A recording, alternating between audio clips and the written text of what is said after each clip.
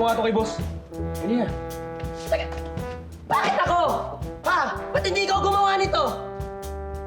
Bihira ka naman pare, oh. Simpleng bagay lang, maliit na bagay lang naman yan eh. Importante lang to, tsaka nagmamadali ako eh, ha? Huwag mo na. Maliit na ba? Oo na, sige na! Ako na! Ako nagagawa! Ikaw, ha? Naku sa inyo eh. Talo na lang ang tambakan dito. Dami-dami utos-utos. Kakasar. Uy, busy ka? Baka pwede ikaw na lang gumawa ng report natin. Ay, sure. Talaga? Eh, ikaw na rin kumontak na sa customer ah. Kasi may meeting ako eh. Tsaka, baka pwede yung presentation, ikaw na rin. Ano? Okay lang ba? Ano ka ba? Shh! You don't need to talk. So, okay, ako na bahala. Ikaw ba? Malakas ka sa akin. Bait mo talaga. Thank you ah. O sige, ikaw na bahala ah.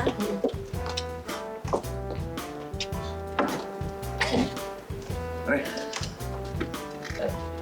Pasensya na napansin lang kita eh. Bakit yung isang katrabaho natin eh, nung humingi ng pabor sa'yo na medyo madali lang naman parang inangasan mo pa. Tapos nung sexy na yung katrabaho natin nagtanong sa'yo, ang hirap ng mga pabor niya sa'yo eh. Pero parang ang bait-bait mo. Iba ka rin eh, no? Talagang chick boy ka rin talaga eh, no? Uy, gabi. Wala sa tsura ko yan, pare. Hindi, chick boy ka, alam ko. Hindi, pare. Actually, ito talagang totoo dyan. Yung una, yung nag-approach sa akin, yung loko na yon, kita mo naman. Sinisigawan ako, sinigawan ko rin siya. Di ba? Ito naman si Beth. Napakalambing na-approach sa akin, pare. Eh, syempre, pinagbigyan ko yung gusto niya. Malambing din yung approach ko sa kanya. Ganun ako, pare. Ito nga pala. Bago ka pa kasi dito eh, di ba? Alam mo dapat, ginagaya mo ko kung anong approach ng tao sa'yo. Dapat ganun ka din para hindi ka nabubuli. Ganun yun. Ano ba yun? Oo, pare. Okay. Trusted yun. Promise. Okay, sige. Thank you, pre. Ha? Naunahin ko na nga ito kay Beth. Nalo si Beth. Sige, oo naman. Hoy, di ba sabi ko, ipagtimpla mo ako ng kape? Oh. Kanina pa ako naghihintay. Walang dumarating na kape. Kapig-kape na ako. Ano ba? Sorry na.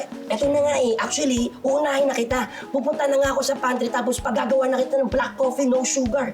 Bilis mo ah. Oo. Iitim mo yung buhok mo. Okay. Sorry. Tol. Akala ko ba depende sa approach yung pakikitungo mo sa tao? Ba't ang bait mo eh? Ang sama nung bruhang babaeng yun Naku, pare, bago ka pa nga. Oh. Kaya ganun yung approach ko sa kanya. Asawa ko kasi yun eh. Kaya kahit anong approach, dapat mabait ka. Duwan ko sa black coffee ha.